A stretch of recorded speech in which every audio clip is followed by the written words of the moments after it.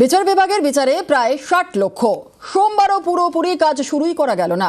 কমিশনের portal বিভ্রাটে SIR বিচারে দেরি, পোর্টালে দিনভর ওটিপি সহ একাধিক সমস্যা। প্রায় ৬০ লক্ষ যুক্তিগ্রাহ্য তথ্য বিভ্রাটের নিষ্পত্তি বাকি। মুর্শিদাবাদ ২ পরগনায় সব থেকে বেশি তথ্য বিভ্রাট। ২০০ লগ ইন আইডি সচল বলে গতকাল রাতেই দাবি। আর জুডিশিয়াল অফিসারদের ট্রেনিং শেষ বলে জানালো কমিশন। না, পোর্টাল অনেক জায়গায় আরাম হয়ে গেছে। পোর্টাল অনেক জায়গায় আরাম হয়ে গেছে। মাঝখানে স্টার্ট হয়েছিল একটা টিদিং প্রবলেম ছিল, কিছু কিছু জায়গায় ওটিপি প্রবলেম ছিল, এখন অনেক জায়গায় সলভ হয়ে গেছে।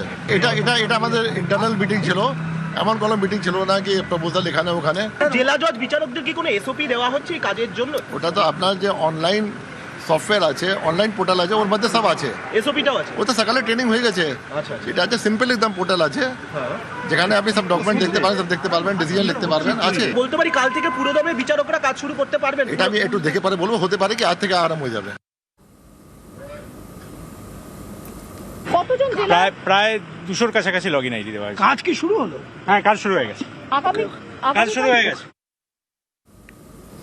চূড়ান্ত ভোটার তালিকা প্রকাশ কবে, এ নিয়ে জোর জল্পনা। আর এই রাজ্যের প্রাক্তন সিইও জানিয়েছেন, মনোনয়ন জমার শেষ দিন পর্যন্ত ধাপে ধাপে ভোটার তালিকা প্রকাশ করতে পারে কমিশন। কিন্তু সেই তালিকায় কোনো বৈধ ভোটারের নাম বাদ গেলে এবার আর তিনি ভোট দিতে পারবেন না।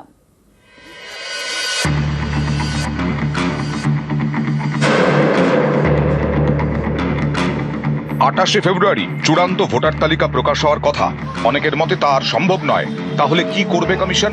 রাজ্যের প্রাক্তন সিইও দেবাশিস সেন জানিয়েছেন, ধাপে ধাপে কমিশন তালিকা প্রকাশ করতেই পারে, কিন্তু এক্ষেত্রে এমন পরিস্থিতি তৈরি হতে পারে যে বৈধ ভোটারের নাম বাদ গেলেও তিনি আর এবার ভোট দিতে পারবেন না।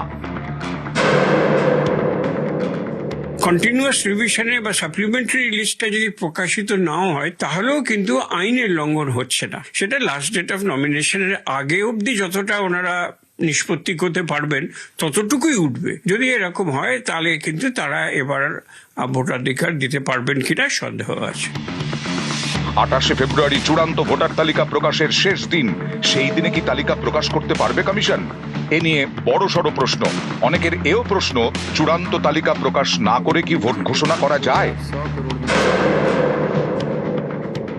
লাস্ট ডেট অফ নমিনেশন অবধি সাপ্লিমেন্টারি লিস্ট প্রকাশ করা যাবে, সেটার ভিত্তিতেই পুরো ভোটটা পরিচালিত হবে। হতেই পারে যে আমি যোগ্য ব্যক্তি কিন্তু আমার নাম ওঠেনি, ভোট পরবর্তীকালে ইলেকশন পিটিশন করে তাকে প্রমাণিত করতে হবে, তার ফল জুডিশিয়াল প্রোনাউন্সমেন্টে হবে। মুখোপাধ্যায়ের জায়গায় মুখার্জি, গঙ্গোপাধ্যায়ের জায়গায় গাঙ্গুলি, এরকম সামান্য কারণে অনেককে শুনানিতে ডাকা হয়েছে বলে অভিযোগ। কমিশনের ভাষায় এসবই লজিক্যাল ডিসক্রিপেন্সি, যুক্তিগ্রাহ্য তথ্য বিভ্রাট। প্রায় 60 লক্ষ ভোটারকে নিয়ে নানা অভিযোগের এখনো নিষ্পত্তি হয়নি। এসব নথি এবার খতিয়ে দেখার দায়িত্বে জুডিশিয়াল অফিসাররা। কিন্তু এমন বিভ্রাট হলো কেন?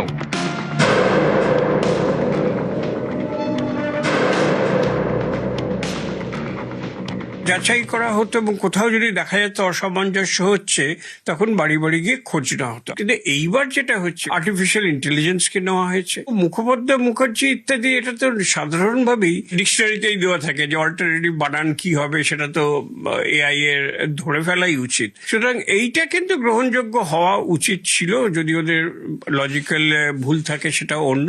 ইলেক্টরকে না ডেকে তার বাড়ি গিয়ে খোঁজ করতে হতো, কিন্তু অবশ্যই তাতে টাইম বেশি লাগে, যত্ন নিয়ে কাজটা করার দরকার ছিল। এসআইআর নিয়ে শুরু থেকেই নানা অভিযোগ, নানা বিতর্ক। 2002 সালে তো এরকম হয়নি। এবার তাহলে এত জল ঘোলা কেন? খুব জলদি, জলদি যেটা ব্যাপারটা হচ্ছে, 2002-তে যে হয়েছিল কেউ প্রায় জানতেই পারেনি। বাড়ি বাড়ি ভোট কর্মীরা পৌঁছে গেছেন, ফর্ম ফিল আপ হয়েছে, অর্থাৎ খুব সাধারণ নর্মাল রিদমে কাজটা হয়ে গেছে। কিন্তু এইবার খুব দ্রুততার সঙ্গে করতে গিয়ে এই প্রবলেমটা যে আসছে, এটা মনে হয় আমার নিশ্চয়ই হয়েছে। ক্যামেরায় সনত মিশ্রের সঙ্গে বিশ্বজিৎ সাহা, নিউজ 18 বাংলা।